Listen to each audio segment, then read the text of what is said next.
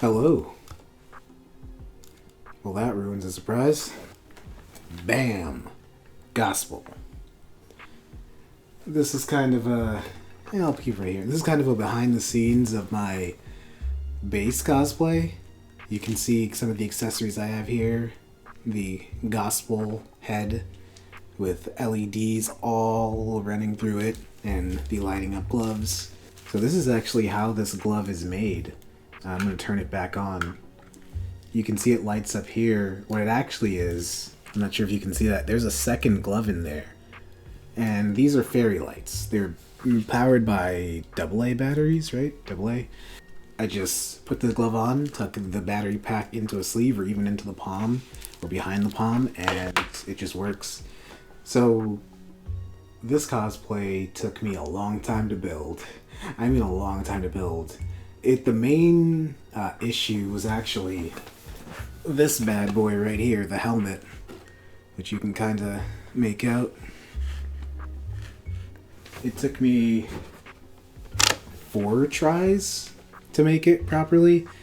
The first try was paper mache and that went horribly. The second try, I tried using paper again as the base, reinforcing it with wood filler and foam clay, and that just sagged and did not end up well. This last piece, I just decided to go with EVA foam. It's the easiest thing. There's a reason why everyone uses it. This is a combination of the 3rd and the 4th iterations of this helmet. The 3rd was pretty good, but the ear wings weren't the best. Aside from that, the helmet took probably the better part of 2 months from failing over and over again, trying different things, getting used to EVA foam, failing some more. Everything else on the cosplay kind of came together pretty quickly. The gauntlets are actually made out of some EVA foam, but the shell is made out of poster board and paper plates. If you were to take it apart, you would see the paper plates that are the little cuff pieces. So I've got one of each part that's necessary for the cosplay. And I also do have the shirt with the emblem. These gauntlets, they're pretty nice. They're pretty accurate, I think. Kind of flare. You can see the strips of poster board that were used for the skeleton, and these rims are paper plate bowls, stuff like that. And you got the spike on it, and it just slides on really easily. And you can tuck the battery compartment for the glove in here, which is what I did. I had the glove on, and I just slipped the battery compartment in, so it could hide. These are the leg shin guards. The one thing that I noticed when I was making these is they're really wide. Even though these are kind of accurate to his scale, they're really wide here. So when you're standing just normally, these knock into each other and it's uncomfortable. But these just slip on right over my feet. I made them wide enough and they're flexible enough, you can squeeze a little bit. You can definitely squeeze on here and get your feet through them. This is all EVA foam. I actually had to make these twice, and I had to make the elbow pads twice because the original paint job, I don't know what happened with the priming. The priming did not stick to the EVA foam, so these just ended up totally messed up. And I had to remake them because I was I don't want to risk some paint showing through and weird splotches. But yeah, these are the elbow pads. They have a little strap in the back and little places to put your arms through, but they also have Velcro. The Velcro adheres to the shirt, which is right here. This emblem is actually EVA foam. It's completely EVA foam. I hand painted the slash through it, but the rest was spray painted, and it also has Velcro on it. The shirt has Velcro on it.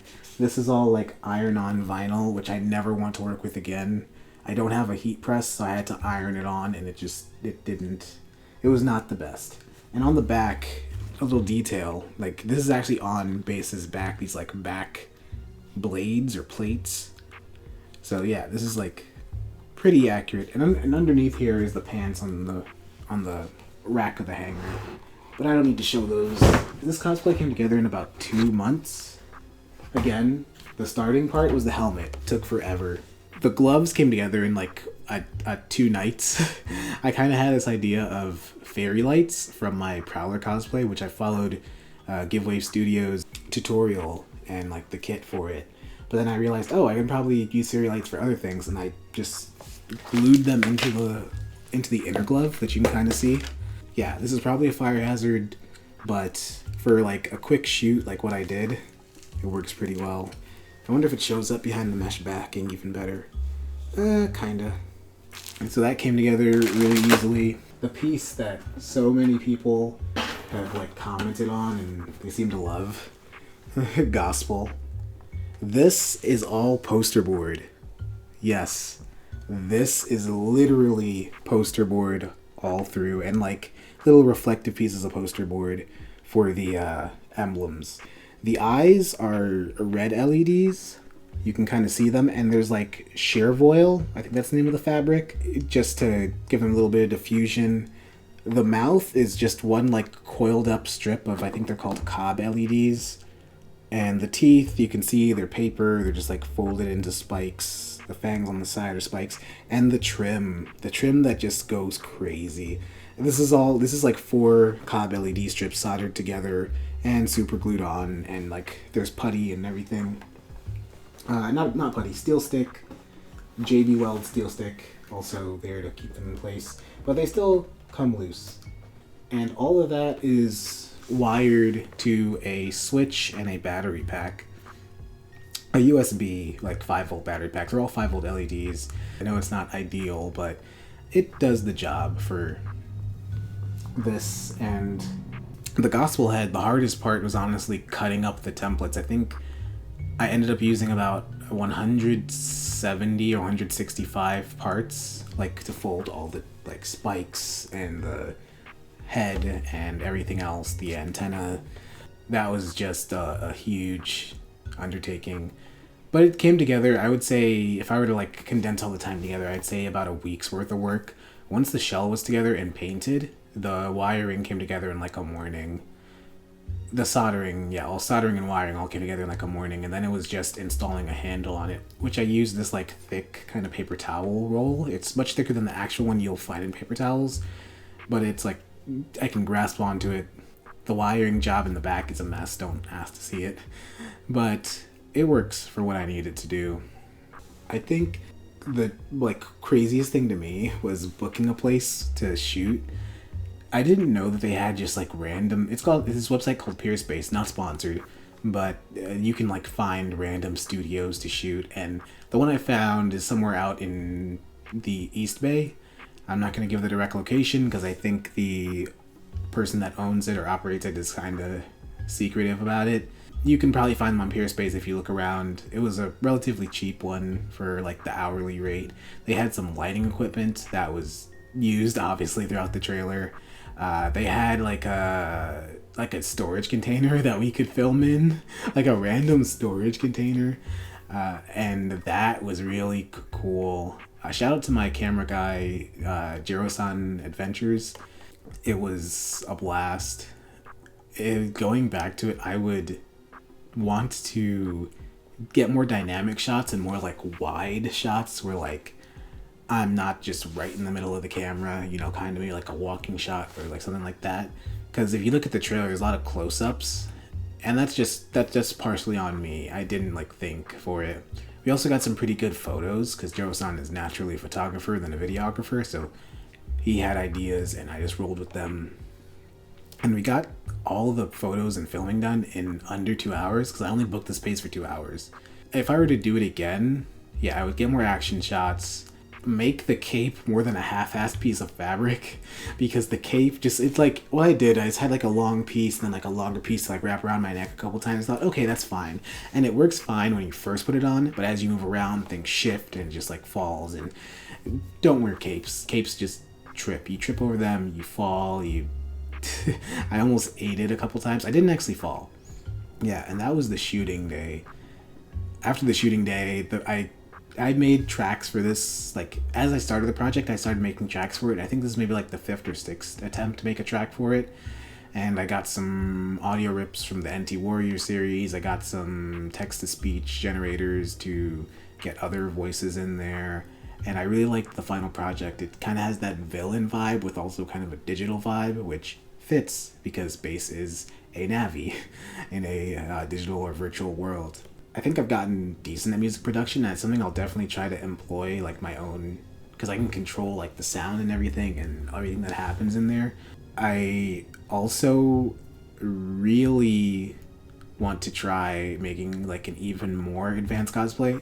To give some context, I had like 3 cosplay ideas after the Prowler. One of them was pretty easy, where it's like almost streetwear. One of them was bass, and one of them is really ambitious. I'm not going to reveal what it is.